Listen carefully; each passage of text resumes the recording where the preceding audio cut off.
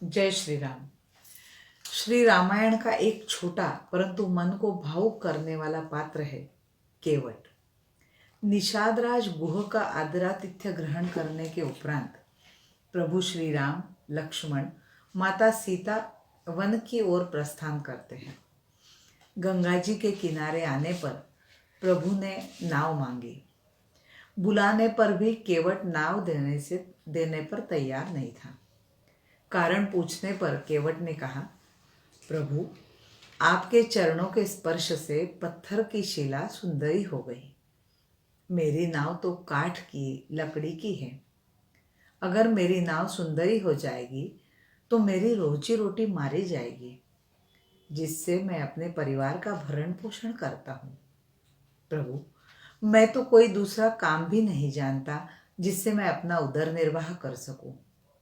इसलिए हे प्रभु, सर्वप्रथम मैं आपके चरण कमल धोकर देखूंगा, पश्चात नाव पर चढ़ा लूंगा। केवट की यह स्नेह भरी बात सुनकर प्रभु श्री राम ने उससे अपने पैर धुलवाए और जल्दी गंगा पार करने को कहा।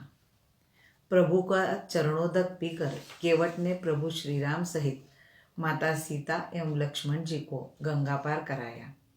उतरते वक्त प्रभु को संकोच हुआ कि केवट को उतराई नहीं दी। जब माता सीता अपनी अंगूठी उतार कर देना चाहती है, तब केवट प्रभु से कहता है, हे प्रभु, मैंने तो आपको गंगा पार कराया है। हे दीनबंधु, आप तो भवसागर पार कराते हैं। एक केवट दूसरे केवट से उतराई नहीं लेता। केवट की यह बात सुनकर प्रभु अति प्रसन्न हुए और उन्होंने केवट को निर्बल भक्ति का वरदान दिया। पुराणों के अनुसार प्रभु श्री राम को गंगा पार कराने वाला केवट पूर्व जन्म में क्षीरसागर में एक कछुआ था और श्रीहरि का अनन्य भक्त था। वह कछुआ श्री नारायण की चरण सेवा करना चाहता था, परंतु लक्ष्मी जी और शेषनाग उसे चरण सेवा नहीं करने देते थे। मोक्ष पाने की इच्छा से वह क्षीरसागर में श्रीहरि के चरण स्पर्श करने की कोशिशें करता, परंतु असफल होता। कई जन्मों तक यह सिलसिला चलता रहा। इस दौरान उस कछुए ने प्रभु को पहचानने की दिव्य दृष्टि प्राप्त कर ली। तब प्रभु ने त्रेता युग में केवट के रूप में चरण सेवा करने का उसे वरदान दिया था। त्रेता युग में कछुए ने केवट के रूप में जन्म लिया एवं दिव्य दृष्टि के कारण प्रभु को पहचान भी लिया। त्रेता युग में लक्ष्मी जी सीता जी के रूप में एवं शेषनाग लक्ष्मण जी के रूप में केवट की चरण सेवा के समय उपस्थित थे। प्रभु अत्यंत प्रसन्नता के साथ केवट की चरण सेवा ग्रहण कर रहे थे। प्रभु अपने अनन्य भक्त की सेवा ग्रहण करते ही हैं। केवट को उतराई देने के लिए माता सीता अपनी अंगूठी दे रही थी।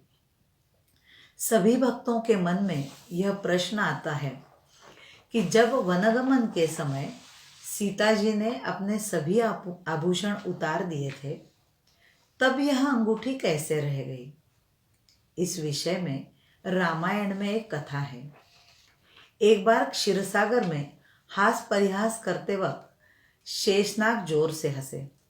उस कारण उनके शीश पर विराजमान पृथ्वी माता हिल गई। उस पर प्रलय से स्थिति उत्पन्न हुई। तब अष्टावक्र देव जी ने पृथ्वी को बचाया। प्रसन्न होकर शेषनाग ने अष्टावक्र को एक अंगूठी दी एवं उसे कभी न उतारने और उतारने पर कभी न पहनने की बात कही थी। अष्टावक्र देव जी ने अपने शिष्य अज, जो राजा दशरथ के पिता थे, उन्हें यह अंगूठी दी और कभी न उतारने की बात कही। अज ने अपने मृत्यु पूर्व राजा दशरथ को वह अंगूठी दी थी। एक दिन जब राजा दशरथ भोजन करने राजमहल पहुंचे, सभी आभूषण उतारकर भोजन गृह आए।